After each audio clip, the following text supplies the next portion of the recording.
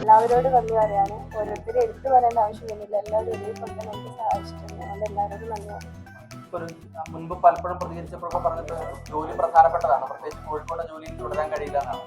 എന്തായാലും വളരെ വേഗത്തിൽ ഇടപെടലുണ്ടായി, എല്ലാവരും ഒപ്പം നിന്നു അല്ലേ? അതെ, രാജൻ സാറ് പറഞ്ഞ പോലെ തന്നെ ഇതിപ്പോൾ ഒരു ജോലിയാകുന്നത് എല്ലാവരും നല്ല സപ്പോർട്ട് നൽകുന്നു.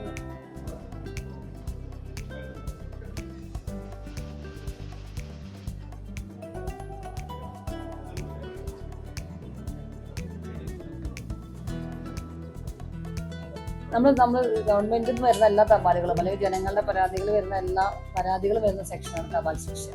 അപ്പോൾ അവിടെ നിന്നാണ് നമ്മൾ ഏത് ഡിപ്പാർട്ട്മെന്റുമായിട്ടുള്ള പരാതികളാണെന്ന് മനസ്സിലാക്കുന്നത് അവിടെ നിന്നാണ്.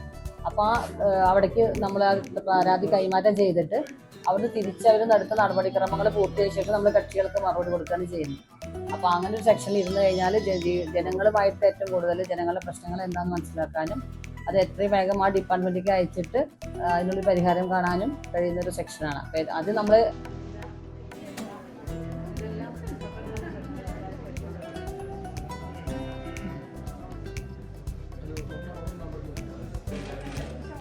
സാറേ